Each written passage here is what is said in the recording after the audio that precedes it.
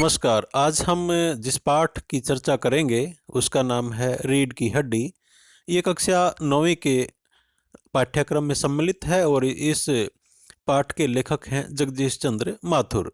रीढ़ की हड्डी एक एकांकी है। इसमें जो सामाजिक एक घृणित मनोवृत्ति पर करारा व्यंग किया गया है। जैसा कि आप सभी को पता है कि जब लड़के और लड़की का रिश्ता तय होता है तो उनके लिए अलग अलग मापदंड अपनाए जाते हैं। जो विवाह योग्य जो कन्या होती है वो एक कुर्सी और मेज की तरह उसको समझा जाता है, जबकि वर पक्ष लड़की पक्ष को अपने सामने झुका हुआ देखना चाहता है। तो इसी प्रकार की ये एकांकी है। तो आइए इसे शुरू करते हैं। वीडियो शुरू करने से पहले एक निवेदन, अगर अभी तक आपने चैनल सब्सक्राइब नहीं किया है तो इसको सब्सक्राइब कर लें। रामस्वरूप विवाह योग्य कन्या उमा के पिता हैं, यानी लड़की का नाम उमा है और उसके जो पिताजी का नाम रामस्वरूप है। वे काफ़ी समय से विवाह के लिए प्रयासरत थे। आज उनकी पुत्री को देखने के लिए गोपाल प्रसाद और उनका डॉक्टरी पढ़ने वाला पुत्र शंकर आने वाले हैं। यानी लड़के का नाम शंकर है और उसके पिता का गोपाल प्रसाद। रामस्वरूप ने अपने नौकर के साथ घर के जो सामान है वो ठीक ठाक कर रहे हैं। इस काम में उमा की माँ प्रेमा भी सहयोग दे रही है, यानी उमा की माता का नाम प्रेमा है। बैठक की साफ सफाई सजावट के लिए हारमोनियम सितार को भी यथास्थान पर रख दिया गया है ताकि उमा मेहमानों को गाना इत्यादि सुना सके। उमा इन सब को उचित नहीं समझती, इसलिए वह दूसरे कमरे में मुंह फैलाए बैठी हुई है। उमा की माँ प्रेमा को अपनी लड़की का मुंह फैलाना अच्छा नहीं लगता। वह लड़की की अधिक पढ़ाई को कोसने लगती है। वह अपने समय को अच्छा बताती है जब लड़कियां ज़्यादा पढ़ती लिखती नहीं थी। रामस्वरूप अपने पत्नी को समझाते हैं कि लड़के वालों के आगे लड़की की पढ़ाई की बात नहीं चलाना, क्योंकि उन्हें ज़्यादा पढ़ी लिखी लड़की पसंद नहीं है। वे हाई स्कूल पास लड़की चाहते हैं।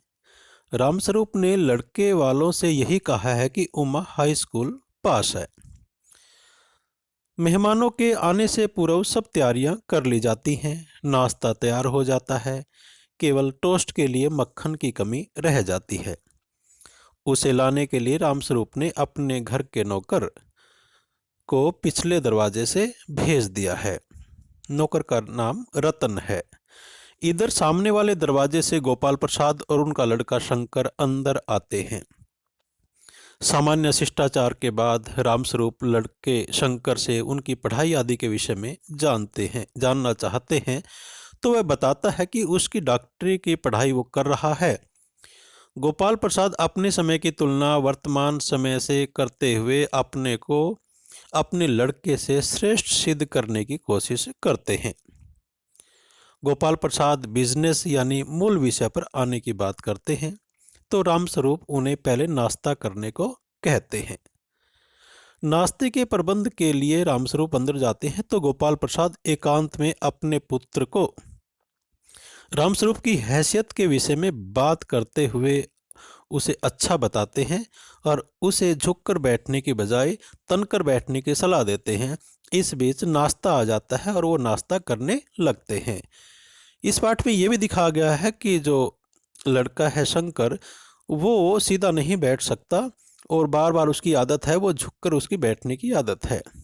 और कहीं ना कहीं यही एक आदत यहाँ पर रीढ़ की हड्डी जो इस पाठ का शीर्षक है उसी को सुदृढ़ करती है। नाश्ते मकान और हैसियत से गोपाल प्रसाद प्रभावित हो उठते हैं तथा चाहते हैं कि रिश्ता तय हो जाए। लड़की देखने से पहले ही वे अपनी सहमति का इशारा देते हैं। लड़की की शिक्षा का प्रश्न उठता है तो गोपाल प्रसाद कहते हैं कि लड़कियों को गृहस्थी चलानी होती है, इसलिए उन्हें ज़्यादा पढ़ने की आवश्यकता नहीं होती। दूसरी ओर वे लड़कों की पढ़ाई को उनकी काबिलियत के लिए अत्यंत आवश्यक बताते हैं। रामस्वरूप की भी उनकी हाँ में हाँ मिलाते हैं, लेकिन उनकी बातों में व्यंग होता है, क्योंकि रामस्वरूप जी उनकी बातों से इत्तेफाक नहीं रखते, लेकिन लड़की वाले हैं, इसलिए लड़के वालों की हाँ में हाँ मिलाते रहते हैं। नाश्ते के बाद उमा, जो लड़की जिसको देखने के लिए आए हुए हैं मेहमान, वो नाश्ते में पान लेकर आती है। नाश्ते के बाद लड़की की आंखों पर चश्मा देखकर पिता पुत्र दोनों चौंक जाते हैं। रामस्वरूप सफाई देते हैं कि आंखें दुखनी आ गई थी। बताते हैं कि ये चश्मा क्यों लगा है, तो रामस्वरूप कह देते हैं कि आंखें दुखनी आ गई हैं, इसलिए चश्मा लगाया है। लड़के वाले संशय में आते हैं, पूछते हैं पढ़ाई लिखाई से तो इसका कोई संबंध नहीं है। शंका का समाधान हो जाने पर पिता पुत्र शांत हो जाते हैं। उमा से गाना सुनाने को कहा जाता है। वह सितार पर मीरा का भजन सुनाती है, मेरे तो गिरधर गोपाल दूसरों ने कोई। भजन सुनते हुए उसकी जो नज़र शंकर से मिल जाती है, तो वह उसे पहचान लेती है और गाना रोककर अंदर जाने लगती है। तब गोपाल प्रसाद उमा से चित्रकारी, सिलाई आदि के बारे में पूछने लगते हैं।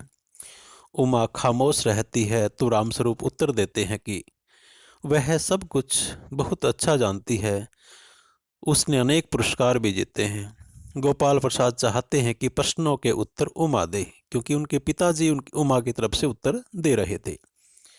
उमा अचानक भड़क उठती है तथा कहती है कि जिस प्रकार बिक्री के समय मेज कुर्सी से कोई कुछ नहीं पूछता, उसी प्रकार उससे भी पूछने का क्या प्रश्न है। वह शंकर की कलाई खोलते हुए बताती है कि शंकर पिछली फरवरी में लड़कियों के हॉस्टल के पास पकड़ा गया था और नौकरानी के पैर पकड़कर मुश्किल से बच पाया था। इस सूचना से गोपाल प्रसाद आग बबूला हो उठते हैं। वे समझ जाते हैं कि उमा कॉलेज में पढ़ी है। उमा भी बता देती है वह बीए पास है। उमा अपनी पढ़ाई को अपने लिए गर्व की बात समझती है। गोपाल प्रसाद अपनी छड़ी मांगने लगते हैं। वे इस रामस्वरूप को झूठा घोषित करके दरवाजे की ओर बढ़ते हैं।